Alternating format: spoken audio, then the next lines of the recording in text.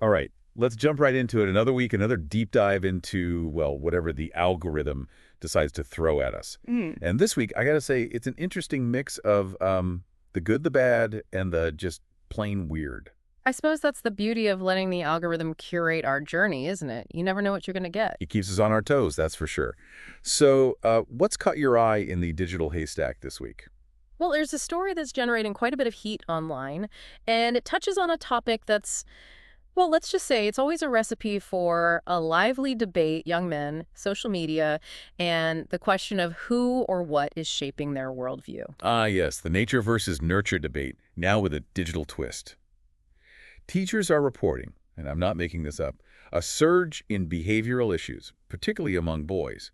And, surprise, surprise, the finger is being pointed at those pesky algorithms and figures like Andrew Tate. It's certainly an easy target, isn't it? Tate with his, shall we say, provocative persona and his legions of online followers. Yeah, almost 90% of high school teachers surveyed are seeing this increase in, let's call it disrespect, especially towards female teachers. And the comments section is, as you might expect, a total dumpster fire of opinions on whether Tate is the root of all evil or just a symptom of a larger societal shift.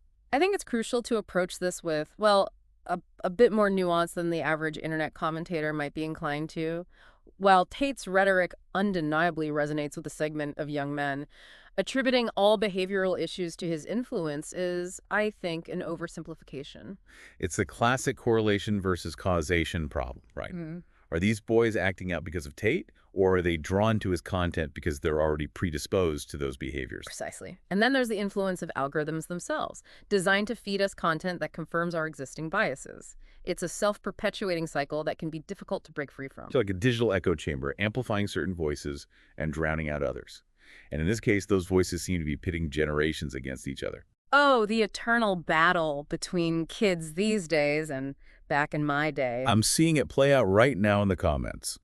One highly upvoted comment argues that the algorithm is already controlling our political thinking, shaping young minds like digital Play-Doh. But then you have another equally passionate comment claiming that every generation has had its wild internet phase. They're bringing up MySpace as if it's some ancient relic. Each generation believes their challenges are unique, unprecedented, and more significant than any that came before. So is this just the latest iteration of that age-old cycle? Or are we witnessing something truly new and potentially dangerous with the rise of these powerful algorithms? It's a question worth pondering for sure. The influence of technology on individual behavior and societal trends is complex and constantly evolving. Okay, brace yourself, because this next story is a wild ride, a cautionary tale for all you adventurous eaters out there. Picture this, a 30-year-old woman, let's call her Globetrotter, decides to embark on this epic culinary journey.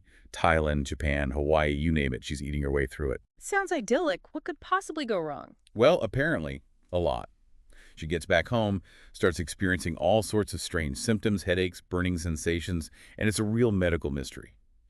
After what I imagine was a very uncomfortable and lengthy diagnostic process, she gets the news, and it's not pretty rat lungworm infestation. Rat lungworm. That doesn't sound like something you want to bring back from vacation. No, it's definitely not on the list of desirable souvenirs. And the kicker is, this parasite decided to make its home in her brain. Yeah, brainworms are a real thing, and it's not for the faint of heart. So, how does one acquire brainworms? Asking for a friend, of course. Well, in this case, it's all about food safety, or lack thereof. This particular parasite, as the name suggests, has a life cycle that involves rats, snails, and, unfortunately for our globetrotter, humans who happen to ingest contaminated food. So this is a reminder to all of us to be mindful of what we eat, especially when traveling. Yeah, and this story sparked a whole flurry of comments, some helpful, some hilarious, and some just plain terrifying. I'm curious, what were people saying? Well, you had the very practical advice, like a highly upvoted comment warning against eating unpeeled fruits and leafy greens in Hawaii. Apparently, it's a bit of a rat lungworm hotspot. And then there was the more specific warning about a particular Thai salad dish that's, let's just say, notorious for its parasite risks. I'll be sure to avoid that one. You and me both. And of course, no internet story is complete without the inevitable House MD references. Someone even suggested that this would have been a perfect crossover episode with surviving brainworms in the wilderness, for the added drama. Oh, the internet, always finding a way to inject humor into even the most unsettling situations. It's a coping mechanism, I guess. But speaking of unsettling, our next story dives into the world of medicine with some statistics that are, well, pretty sobering. A new study found that female physicians in the U.S. are 53% more likely to die by suicide than other women. That's a deeply concerning statistic, especially given the perception that doctors, in general, lead relatively privileged lives. You think so, right. But it seems the reality is far more complex. The medical profession, as we all know, is incredibly demanding. Long hours, intense pressure, constant exposure to suffering. It takes a toll on anyone, regardless of gender. But this study suggests there might be additional factors at play for women in medicine. Work-life balance challenges, societal expectations, maybe even implicit biases within the field itself. It's all part of the equation. And the comments reflect this complexity. You have people talking about the grueling residency schedules, the emotional burden of witnessing death and dealing with patients on their worst days, and then the added pressure of being a superwoman, juggling a demanding career with family responsibilities while facing that ever-present glass ceiling. It's a reminder that the challenges women face in the workplace, especially in demanding professions, are multifaceted and often go unrecognized. And of course, you can't have an internet discussion without someone chiming in with a bad take. In this case, it was a comment minimizing women's struggles in medicine, which predictably sparked a whole other debate in the comments. It's unfortunate, but these dismissive attitudes persist, highlighting the need for greater awareness and empathy. All right, let's take a break from the doom and gloom with a story that's a little more uplifting, shall we? This one involves science, our daily rituals, and a surprising discovery that could have a real impact on global health. I'm always up for a dose of optimism, especially after that last story. What does the algorithm have in store for us now? Get this, your humble cup of tea, that comforting beverage we all turn to for a moment of peace, might hold the key to a cleaner, healthier future. Now, that's a headline I wasn't expecting. I've always thought of tea as a soothing ritual, not a water purification method. Right.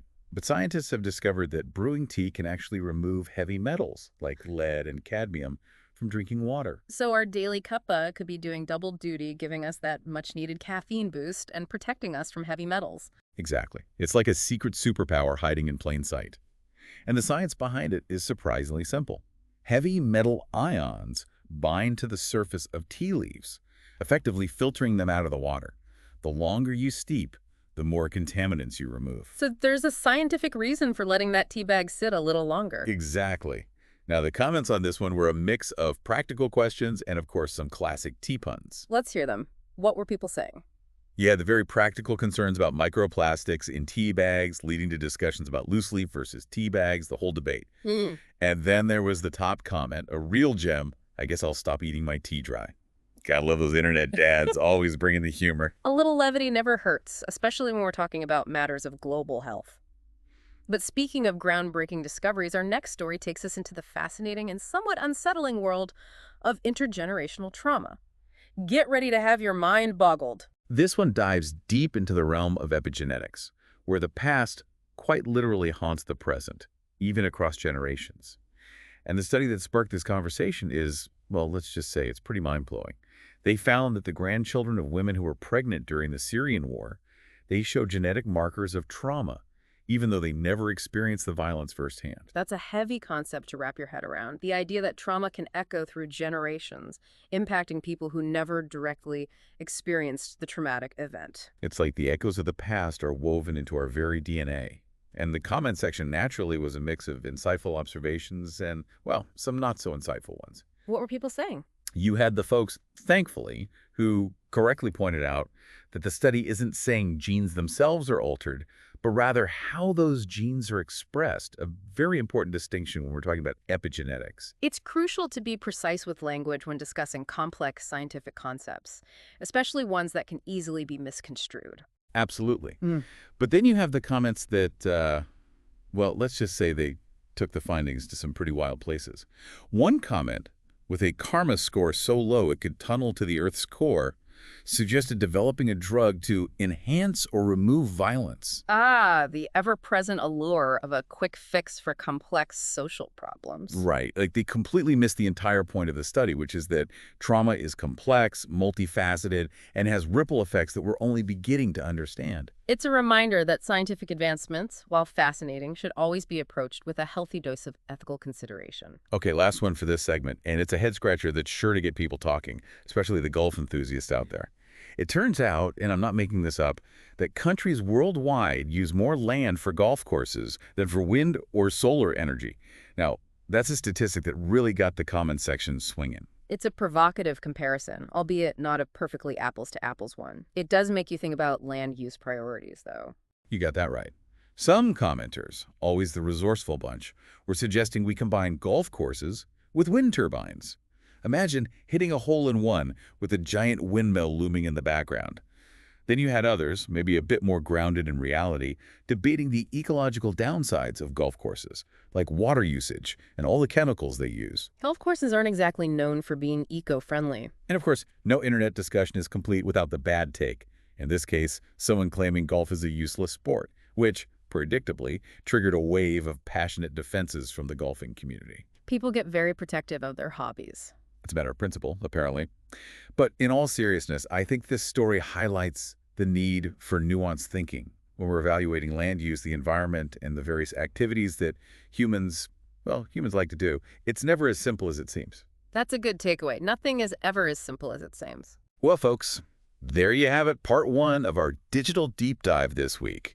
We've covered a lot of ground, from the anxieties of the digital age to the potential of a humble cup of tea and the unsettling realities of trauma's long shadow. It's been quite a journey, and we're not done yet. Stay tuned for part two, where we'll delve into even more fascinating stories, bizarre anecdotes, and thought-provoking insights from the depths of the internet. The algorithm has plenty more in store for us. And we're back, diving headfirst into the murky depths of the algorithm's weekly offerings. That's right, folks. More fascinating and occasionally unsettling stories from the world of science and tech. Buckle up, because this next one takes us into a territory where, well, things can get pretty heated. Politics and policing. Oh, a recipe for lively debate indeed. What has the algorithm unearthed this time? Well, a new study found that police departments in the U.S. tend to be, how shall we say, more Republican-leaning than the communities they serve. Now that's a finding that's sure to spark some strong opinions. Does this political leaning actually translate into differences in how officers police? That's the big question, isn't it? And the study itself found, well, little evidence that Republican and Democratic officers behave all that differently in similar situations. But, as you can imagine, the internet had a lot to say about it. The internet rarely shies away from a controversial topic, especially one involving politics and law enforcement. It was a full-blown digital brawl in the comments section. But amidst all the noise, there were some interesting points raised, regardless of people's political leanings. A lot of the focus was on the systemic issues within law enforcement, things like training, culture, the whole system. So it seems the conversation went beyond simply pointing fingers at individual officers and their beliefs. Exactly. People were talking about how police culture, in general, can be very conformist, regardless of personal beliefs. The pressure to fit in, to follow the established norms, it can be powerful. Yeah, one commenter even said something like, you put a liberal officer in a conservative department, and they'll end up acting conservative and vice versa. Interesting point, isn't it? It does suggest that simply diversifying police forces might not be enough to address these broader cultural and systemic issues. Okay, let's shift gears a bit, move away from the heavy stuff, and explore something a little more, shall we say, psychedelic. Oh, this should be fun. What's the algorithm serving up now? Well, it seems magic mushrooms might be making a comeback, but not in the way you might think. A new study suggests that psilocybin, the psychoactive compound in magic mushrooms, can actually increase emotional empathy in people who are dealing with depression. Really? That's fascinating. You don't usually hear psychedelics associated with empathy, more like altered states of consciousness and, well, trippy experiences. Right, but there's a growing body of research exploring the therapeutic potential of these substances, and this study seems to support that. It suggests that psilocybin could be a valuable tool in treating mental health conditions like depression and anxiety. It seems like we're finally starting to shed some of the stigma surrounding these substances and recognizing that, hey, maybe they have a role to play in mental health care. A sign of progress, perhaps? And this story resonated with a lot of people. Some shared their own personal experiences with psilocybin and how it's helped them, while others expressed curiosity and a desire to learn more. It's encouraging to see people opening up about mental health and exploring these alternative treatment options. It's a conversation that needs to happen, for sure. And of course, leave it to the internet to bring the humor. One commenter, clearly a comedian in the making, suggested we just add psilocybin to the water supply. Imagine that, a whole city tripping on empathy. A utopian vision for some, a dystopian nightmare for others. Either way, it's a reminder that even when discussing serious topics like mental health, a little bit of humor can go a long way. Now, for our next story. We're going way back in time, folks. We're talking Neanderthals, ancient ear bones, and a population crash that might hold some lessons for us modern humans. This sounds intriguing. Take us back to the prehistoric era. All right, so it turns out Neanderthals experienced this pretty significant population decline about 110,000 years ago, long before modern humans even showed up on the scene. So what caused this prehistoric population bottleneck? Well, the study, which was based on an analysis of these ancient ear bones, points to climate change as the likely culprit. Apparently, the end of the last interglacial period brought about some pretty drastic environmental shifts, impacting food sources and living conditions for the Neanderthals. A reminder that climate change is not a new phenomenon, and it has been a driving force in shaping life on Earth for millennia. The comments on this one were all over the map, from people speculating about the specific challenges Neanderthals might have faced to, believe it or not, comparisons to modern-day political debates. Yes, the tendency to see the present reflected in the past. Some things never change, right? But on a more serious note, I think this story raises some questions about the fragility of even the most adaptable species, ourselves included. It's a sobering thought indeed. Okay, for our final story in this segment, we're blasting off to the Red Planet, where scientists have made a discovery that's, well, it's reignited our fascination with the possibility of life beyond Earth. Get this. They found evidence of ancient beaches on Mars. Beaches on Mars. Beaches on Mars. Now that's an image I never thought I'd conjure up. Right, it's like something straight out of a science fiction movie.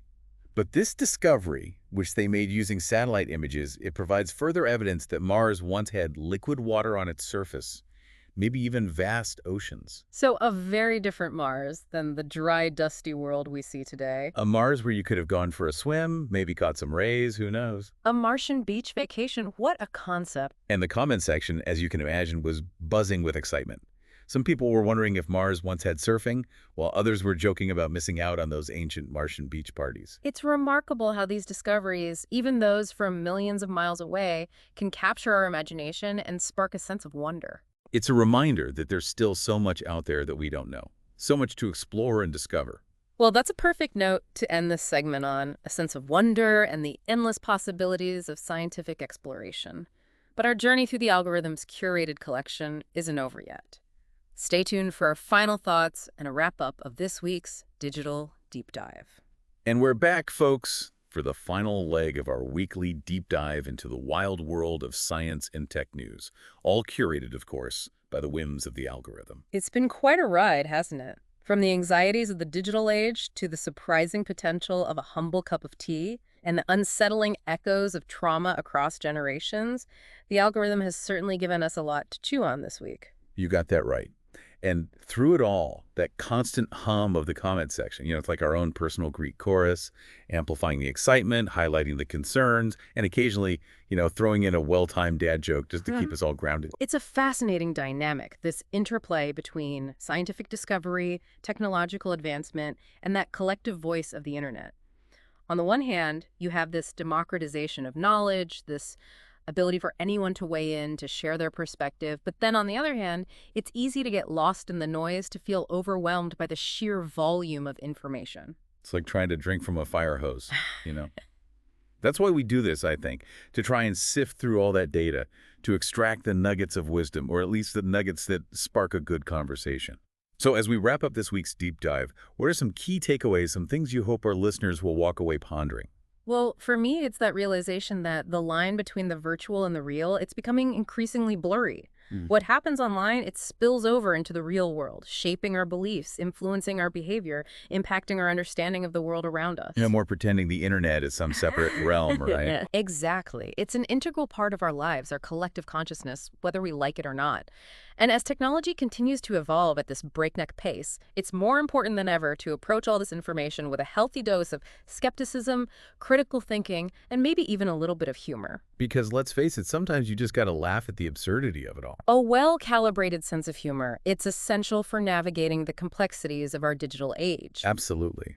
So, dear listeners, as we bid farewell to another episode of The Algorithm Speaks, we encourage you to stay curious, stay engaged, and never underestimate the power of a well-placed comment. You never know. You might just spark a conversation that changes the world, or at least make someone laugh. And remember, that algorithm, it's always working, churning away, curating a fresh batch of wonders and oddities for us to explore next week. So until then, may your internet feeds be filled with thought-provoking content and a healthy dose of laughter. And may your tea be strong, your wits sharp, and your comments always on point. Until next time, folks, this is The Algorithm Speaks, signing off.